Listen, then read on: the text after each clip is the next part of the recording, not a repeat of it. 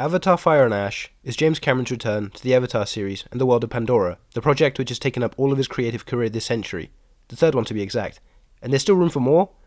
This one directly follows up from the last one, focusing on the Sully family's fight for both their survival and the survival of all of Pandora, which is being threatened by human forces. I am really decidedly torn on this movie. So let's start with the good. Fire and Ash is visually beautiful, with one really huge detractor that I'll be getting to later. These Avatar movies have, always, pushed the art of visual effects forwards. That's not a groundbreaking statement, but this movie continues to look incredible. There's a point where Pandora just feels real. Water textures, trees, animals.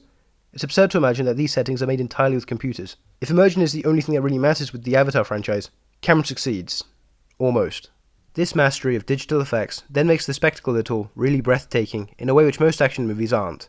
Where I'm after interesting character dynamics and arcs and action flicks to add to the big climactic scenes, Avatar has never really needed that when it comes to the bigger spectacle scenes. The immersion into the world via VFX is all Avatar has really needed, and Cameron is still one of the greatest action filmmakers, so of course the violence is still rousing and monumental.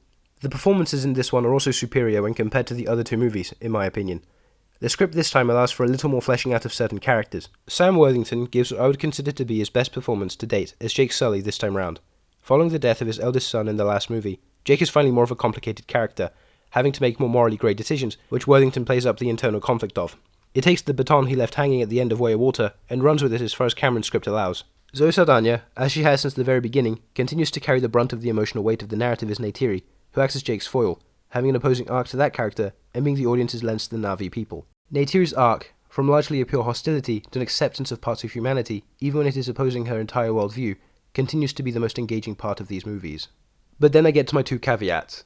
1. No matter how realistic the VFX is, Fire and Ash sadly descended into the uncanny valley for me as a viewer and broke the immersion. When human characters enter the frame, something in my brain just makes it all look off. It's the thing where if I watch animation for a long period of time, live action cinema no longer looks real. This movie has that issue in one runtime. This is more than likely practically only a me issue, but I think it's important when dissecting how I found it difficult to fully give myself up to the story being told. There was a resistance which I really wish wasn't there. It broke my brain, and I will acknowledge that sucks. 2. Avatar, as a movie series, doesn't quite make sense for a continuous narrative, at least when it comes to how they've been written thus far. Avatar is a pretty simple story, with very clear good versus evil conflicts and archetypal characters who, although they do grow a bit over the course of the 3 films, which I've already discussed prior, remain largely static. The biggest offender is Quaritch. Quaritch is, yet again, the movie's primary antagonist, which I think reduces the scale of the narrative when everything boils down to fake-out kills and recurring villains. The film does more with him this time, but also does so much less somehow. His relationship with Una Chaplin's Varang makes it more interesting as he's conflicted with his human past and his current Na'vi body, but he's been reduced to a bit of a comic relief character.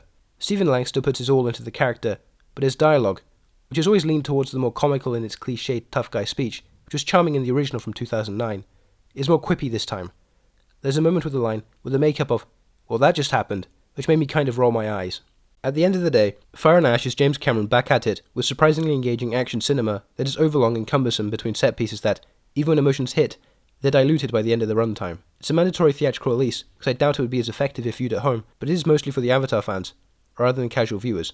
I find myself to be in the latter group. I came away from this with the hopes that Cameron stops with these movies and goes off to make a new story. For the entirety of my lifetime, and a little bit before that too, he's literally only made these movies.